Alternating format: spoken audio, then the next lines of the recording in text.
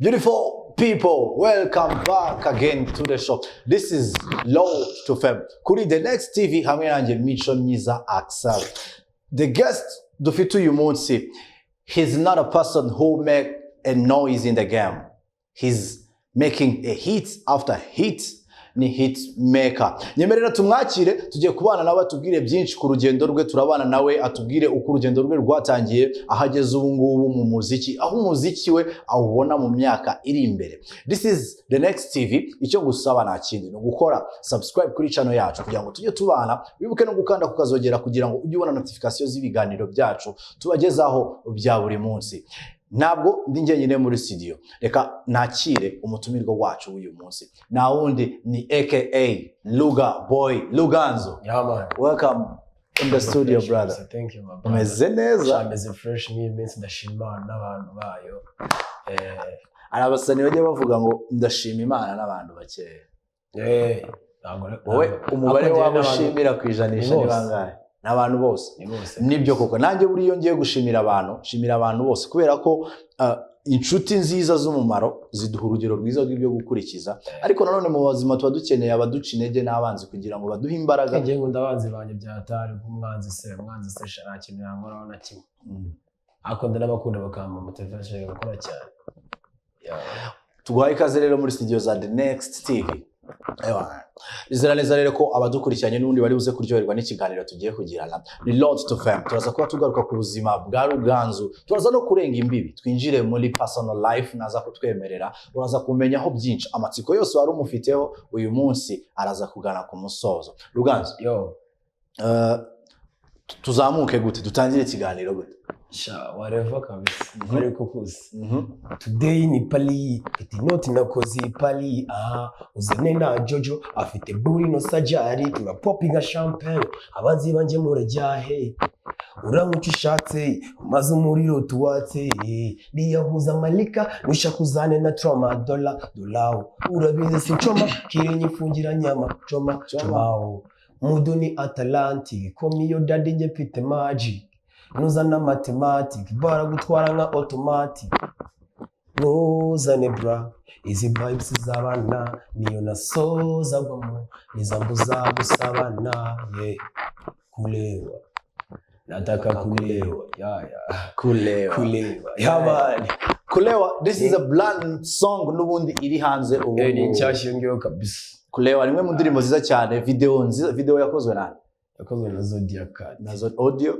Zodiac Cat ikorwa audio, ikorwa na Python na Bobo Pro. Imwe mu ndirimbo nziza cyane turi buze kuyigarukaho ku kiganiro cyacu kiri buze kugenda cyegera imbere. Ariko Ruganzu, nyemerera nangire nkubazani umunsi wawe ubuteye gute iyo utagiye muri studio? Umunsi wanje baryama nkunda kuba nipowe niryamiye iyo nari gucinga n'abandi bakoboyi banje ndiryamira ikintu rwose ngafunga kire niryamira nirebera movie umunsi kigenda gutya. Uyu munsi rero tugiye kuganira, abakunzi bawe baraza kugira byinshi by'amatsiko bari bafite bari bukumenyeho, ariko nanone ntago turi buze kubicisha irungu, tuzajya tugenda tubazamurira zimwe mu ndirimbo tubibutse ko turi kumwe na Ruganzu nyine koko wanyawe hano muri studio. Ruganzu, iyo ubyutse mu gitondo, by being honest, ikintu cya mbere ukora ni iki? Ikintu cya mbere ngora mu gitondo uno ikibazo ubajije kirakomeye cyane.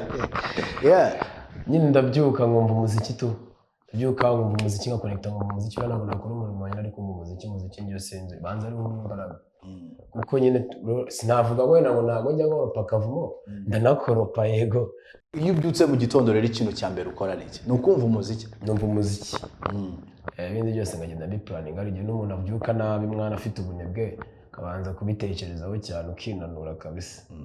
Indirimbo yawe Kudeta, ni indirimbo wanditse uri mu yihe mood? Niki cyaguteye inspiration yo kwandikira indirimbo?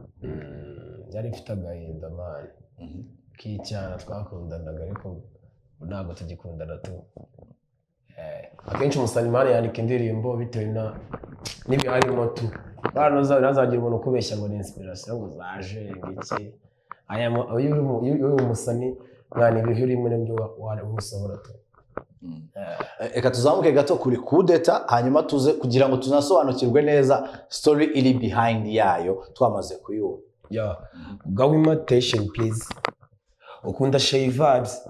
No offense nanjye mfite vibes. Bad boy with the hustle life. Girl Dalia. N'utujest twawe twariraho. Nanjye nzamaraho nubwo nsanga ngo lokatiyo. Call me Mr. Money Ginger. In the morning bandi kwita mama jiga. Life is good man ntacyo nagushinja. Nagunkunda gukunda coffee yanjye.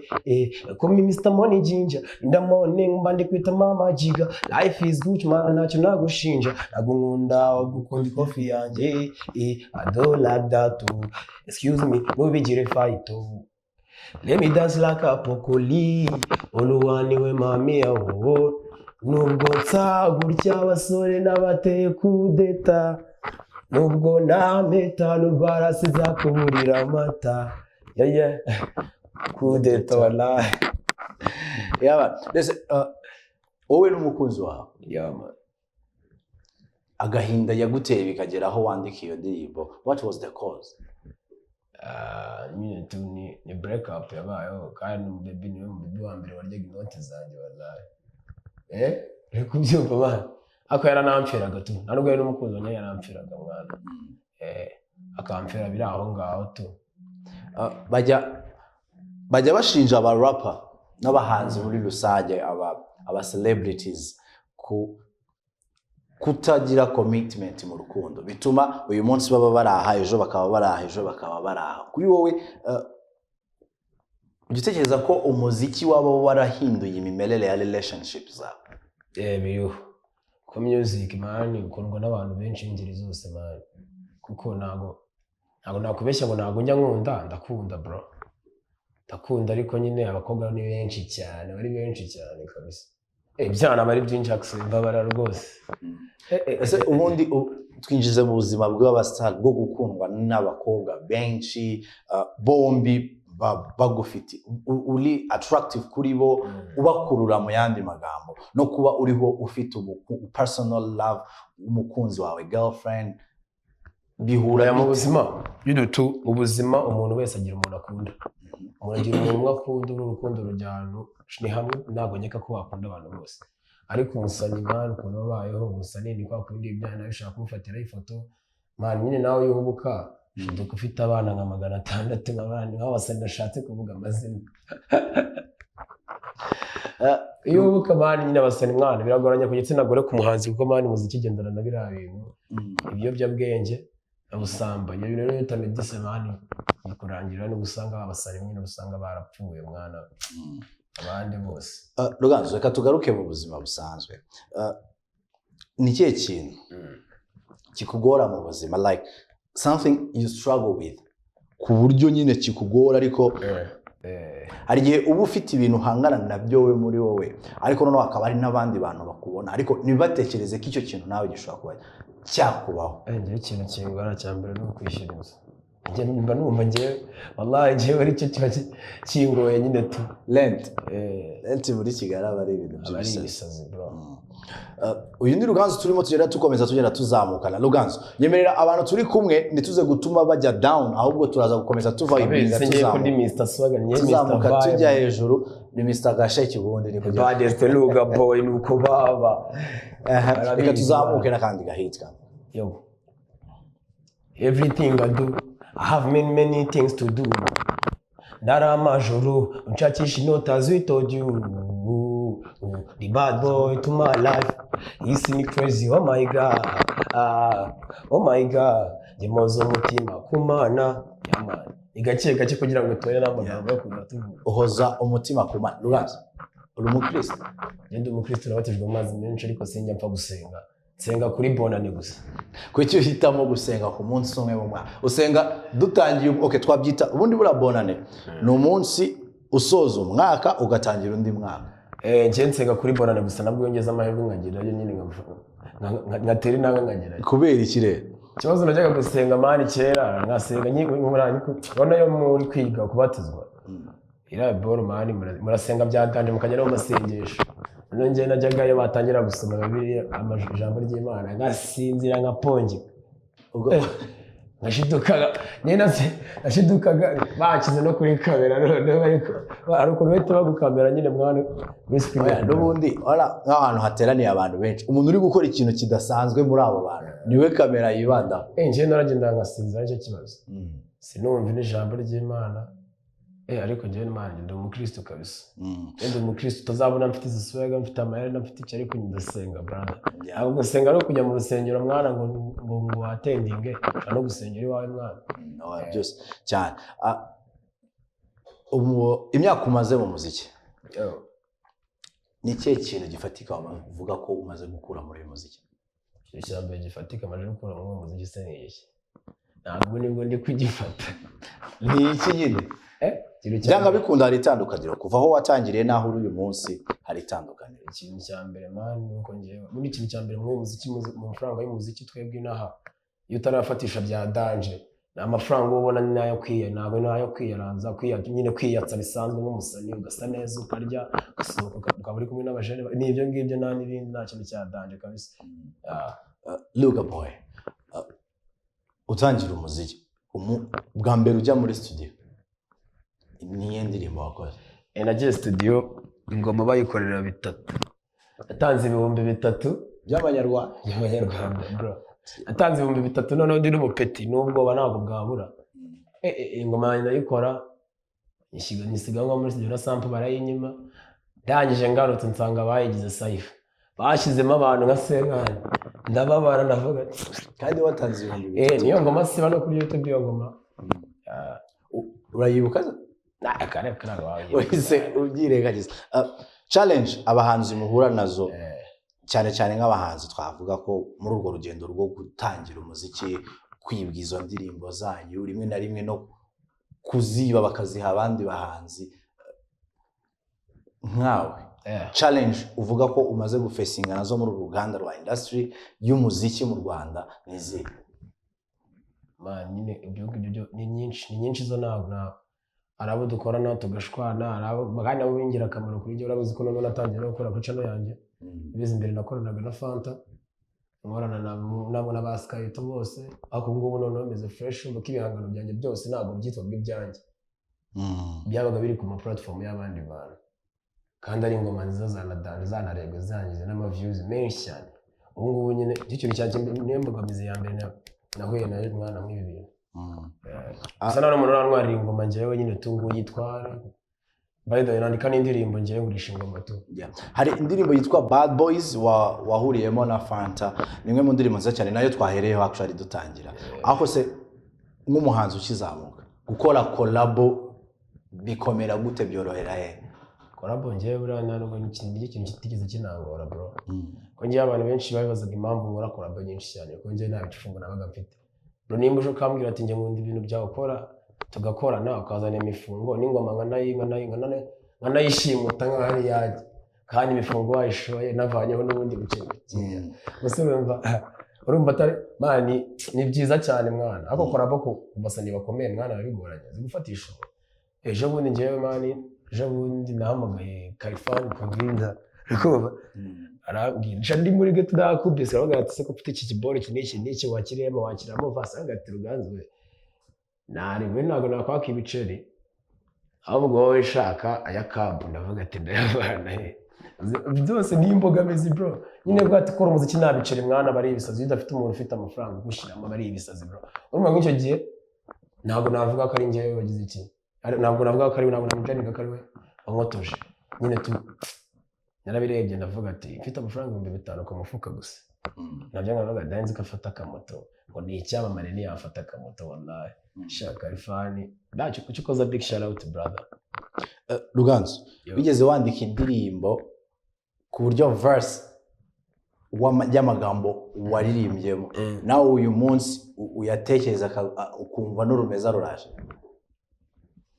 Iyo ngoma yo ntago ndayisora mfite bwo kuyisora. Hanyuma byigeze bikuba hari abasani benshi bijya bibaho byigeze bikubaho kuba wakibagirwa amagambo y'indirimbo uri nko kuri stage? Byambaye nta muntu bitabaho nese urumva itangiye kuvanga ngo hashye hejuru babagoswe babyibagiye bana cyane cyane ariko bikunda kuba ku bantu bajya kuri stage basinze mani. Iyo ugiye kuri stage basinze akenshi bagirwa indirimbo. Sinakubeshya. Kwa kuri tujya tubona abasani bari nko kuri stage atangiye kubwira ngo hirya ari gushaka ahantu wayifatiye. Ruganzu, mu ndirimbo zawe zose umaze gukora niye ndirimbo ukunda kurusha izindi? Indirimbo nkunda zo maje gukora na indirimbo irimo nkunda zose mbona zisanzwe, izo narakora nizo nkunda cyane. Izo utarakora nizo ukunda cyane. Ubu se nukiye kutujyana mu ukumva uburyohe bw'ibyo twegewe? Ubundi ariko zana wenda navuga nakugeta ni nziza ko yamaye abantu benshi cyane. Urumva ndakeka ko ubu ngubu biri mu 100 igiye kugeza 100. Irangiye nyine narayikunze cyane ko yamaye connection ikomeye cyane, muzo n'aba boss bagiye bagira n'iki banangandira n'iki n'ubunyenyeri shamwana kudeta nayo ndayikunda bro, ariko si cyane mwizo mfite yizi. Tuzamuke nimwe mu ndirimbo ziri mu bubiko uduhishiye, wenda ntuze kutubwira izina ryayo ariko duhe verse imwe muri zo. Umusore wishe icyaka ashaka icyana kandi gifite imanga, aragishaka kandi gifunze icwanga, kirya amafaranga n'ikiguhe kwibanga. Alo wabaza n'abandi bariya bana bakunda fame, bakurya ifaranga bakariha amagweja, bakunda icyangwe ntibakunda gasuti, ase basima gahenge, uramucyura gusura ry'urimenge, imvumo yawe barawera amafege, uzuye ifuke bitsapiye amashanga. Yeah man. Uzuye ifuke ariko bitsapiye amashanga. Ababyumvishe ari gihe wumva indirimbo neza lyrics zayo ugatakara ugasiga. Ariko bino mbonumvikana mwana. Ruganzu, mu buzima bwawe nayahe masomo 3 isi cyangwa ubuzima wabayemo bimaze kukwigisha? Mu buzima bwanjye ikintu cya mbere nabayemo, uduha amasomo 3. Ikintu cya mbere cy'ubuzima ni cya mbere nabanje kumenya y'uburo umubyeyi wanjye vie nahise menya ko none isi igiye kugatora ariko kubw'Imana tubaho fresh. Ikindi cya kabiri njye nigeze kubana n'umukobwa muzi. Story time. Man, nyine biragenda burangaranga handi no mu rugo nana n'umuntu ubizi tu. Ndagenda ndabyipevera. Ndamupevera byatari. Man ngajya mbona isi nanjye yanyikaragiyeho byatari. Bro ngasenga nkicara ngasenga nkabona ubuzima bw'ibyo bro. Jewe ikintu cya mbere wageze mu bihe bikwibutsa kongera gusenga atari kuri bonani. Sinaricara nkapfundira ngavuga ati ngo ndakura agacumi. Senkani ziravaye. Navuga ati none bisindagire. None mu rugo nta n'umuntu ubizi. Uri kumva? Nta n'umuntu ubizi nje naripanze akazi ka. Naripanze gutya ngavuga ati ngenda ngiye none ndababeshya ngo nagiye mu kazi. Kuva wanyu n'akazi ari uguhiga imihanda. Hari abantu hari abakunzi banyu cyangwa se abafana banyu muri rusange, kubona akabona akenshi abastari bajya badushuka ubuzima tubabonamo kuri social media naho tubabona ku ma TV. Abajene tuye tubyemera n'abakene bro, n'abakene basani barakennye bro, basani barakennye.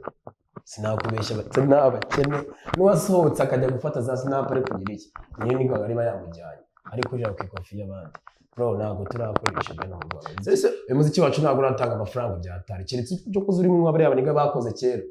Abaniga bakoze kera muri no showbiz industry yacu bafite amafaranga.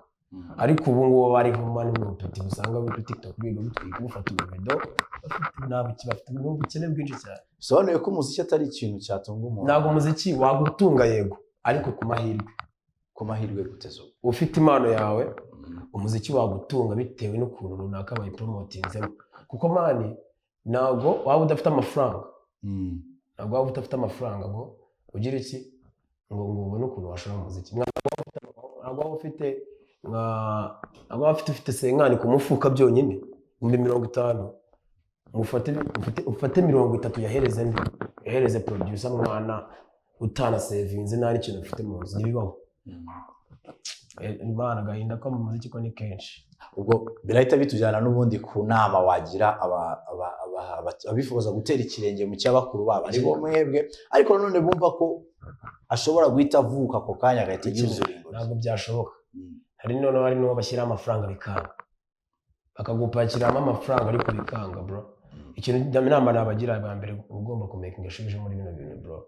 Bino bintu birashukana kumva kurenze kandi utarenze utangira gucika ngo umwanya sinajya kuvuma ku isoko sinajya ara ku isoko guhaha sinabanye umwariza umuziki ni uragushuka mwana ugakwica mutwe nyine utamedita iyo bije mu bikunze mani ufite n'ubwenge ariko biri hejuru bigenda neza mwana inama yo nabagira yo bitondera ibi bintu ese Ruganzu wizerera mu rukundo akane kabungo njye nagosha na rukundo kabisa nakwizerera mu bro ba sister n'ababaya man n'abantu babi fear women njye ni umugore man umugore ni umuntu mubi bro gutere aho yagwigira hose yagufata ntabwo wamucika akora none umugore ni umuntu mwiza njye kuri iyo ngingo ntabwo nemeranya njye abakobwa simvuga umugore just umugore nyine umubyeyi wapi bivuga abana b'urubyiruko nyine b'urubuto dukundana ufite ngo basharinga iki biriya nta ikintu cyo kirimo bra sinakubeshya kabisa nirihe somo urukundo rwaguhaye kuko nkuko wabitubwiye mbere watubwiye ko urakundana nk'umuntu nirihe somo urukundo rwaguhaye isomo urukundo rwamaye ya mbere isomo ryamaye yanyigishije kubana n'undi muntu ubuzima bwo ari bwo bwose kubera ukuntu umukobwa ukirya ukimara nyine shibyo ni isomo rikomeye cyane kuri umuntu wari wese mwana ufite umuntu akundana nawe ababizi uburyo bivuna. Reka twongere tuguhe umwanya tuzamuke gatoya n'iyindi ari nako kandi nanone tugenda tugana ku musozo w'ikiganiro cyacu cy'uyu munsi dukomeza. Today ni pali not nakozi pali uzane na Jojo afite buri no sajali tuna popping a champagne abanzi banje murajyahe uramuca ushatse umaze umuriro tuwatse ndiyahuza malika wishakuzane na troma dola urabize sinchoma kirenye ifungira nyama chomao muduni Atlantic komiyo dadi nje mfite magic nuzana mathematic baragutwara nka automatic ya man. Ukiri mu mashuri yawe yaba high school umunsi useba bwa mbere wari wakoze iki? Ikintu cya mbere nase nseba bwa mbere nari nagize nyine nari nanze gufata note batujyana hagati na hagati batushyira mu byatsi none n'umushere twakundanaga andeo wallahi muri break time muri Rose ragira turyamye muri twiganaga ariko yagoye twigana turyamye hanze mu kibuga gutya baryamisha hasi mu byatsi paka none n'ibigeshira dushongera byose mwana cyo kuzashaka kwiga kandi icyo gihe n'ubundi wari umustar kigenge narabyinaga mwana narigize umuntu wadanje mu kigo barabizi abantu twagiye twiganaga nambara tuntu tw'udupantaro tw'uducupa bari mwari mufite clue yitwaga the speed up mu buzima mwirwa mwibyinira reka mu buzima bwawe iyo witeguriye ikintu cyo kurya kigushimisha kiba ari iki? Ngiye nkunda kacumbari bwana ndabikunda byatari tu nise kacumbari hirya yonyine hirya nyine nkayishyira ku ifiriti tu ariko nyirisha agafiriti nize fresh nyaho niba niyegaritse nishimye nishyire aho ngaho mbatana n'agakirida bwa nyuma nkahita nikora neza. Wigeze ukora indirimbo ukavugamo umuntu ariko nabi nyuma y'iyo ndirimbo iyo verse ukumva uricujije? Oya ntabwo nigeze ngo indirimbo yakubifinga umuntu ingoma ariko banza yenda nayifite abantu ariko ntabwo yamenya bitewe n'ibyo njye nanditse we ntabwo yapfa injye ubwanjye babizi ngatanga message no ku bandi bantu batabihuriye badahuriye badafite ariko mo hari story behind yawe nawe freestyle kuri iyo ngoma tukuvumbura nagira soka cyane nagira soka turayitegereje nacyo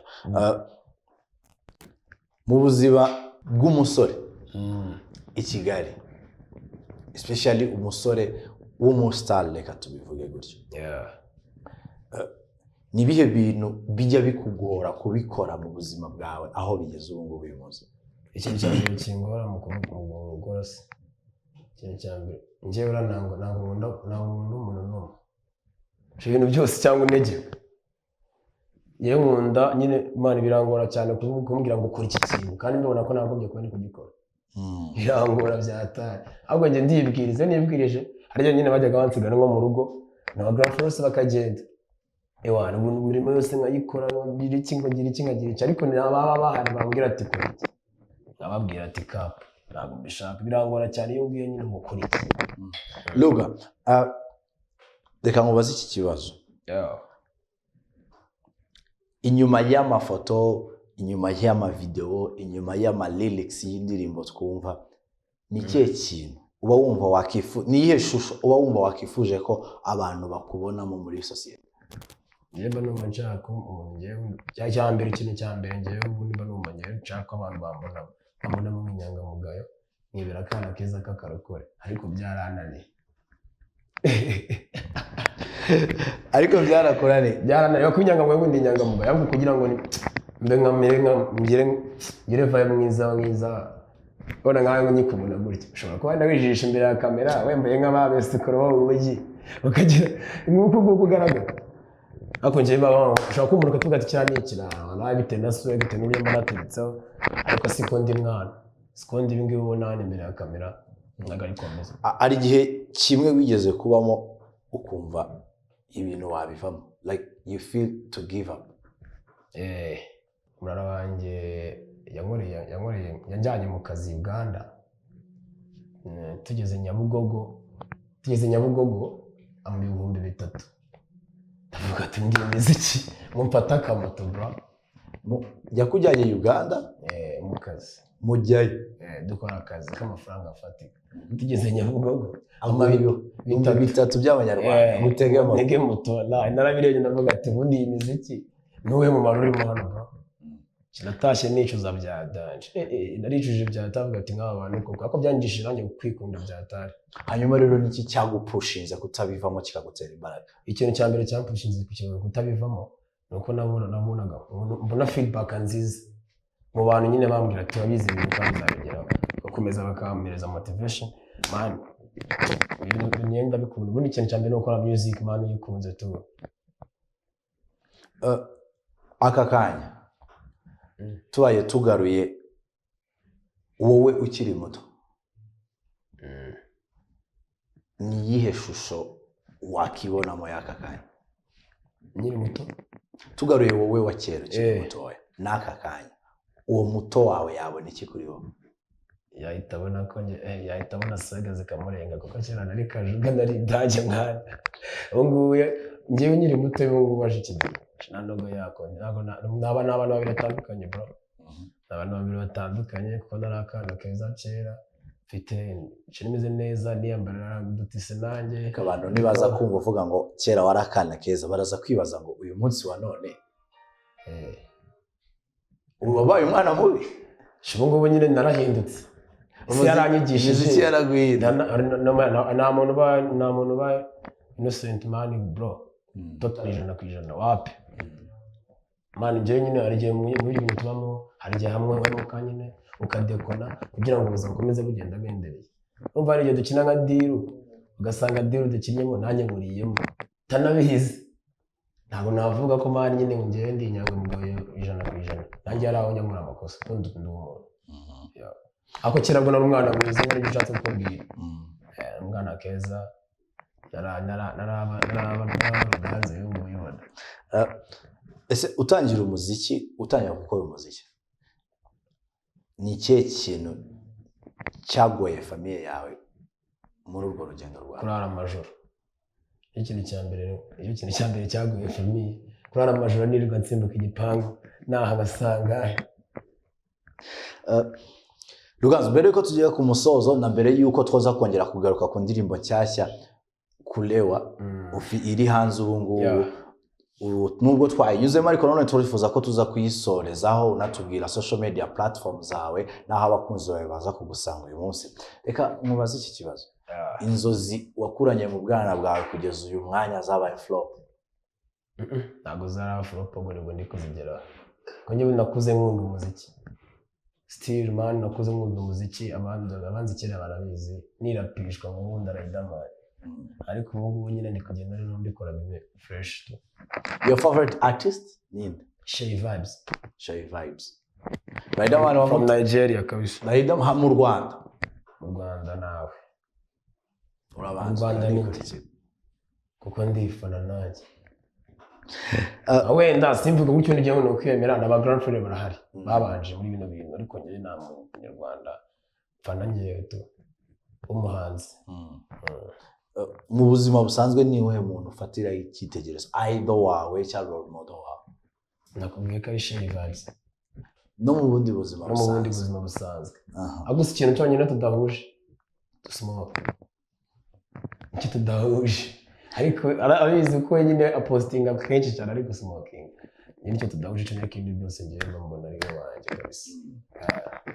Uhuza ute kuba abastar kugira ngo kuko yumve ko ari umustar ari ukuba asmokinga akoresha ibiyobyabwenge? Njye ntabwo mbyemeranya tu ntabwo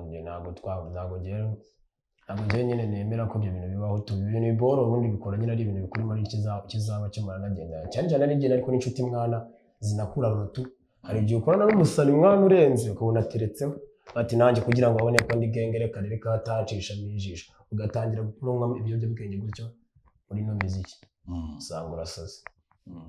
Hanyuma social media platforms zawe abantu bashobora kuricinga out bakagusaka aho byoroshye izi? Ni Ruganzu hose kabisa. Yaba kuri YouTube ni Ruganzu, Instagram Ruganzu, kuri TikTok Ruganzu n'ahandi hose n'izindi mbuga zose.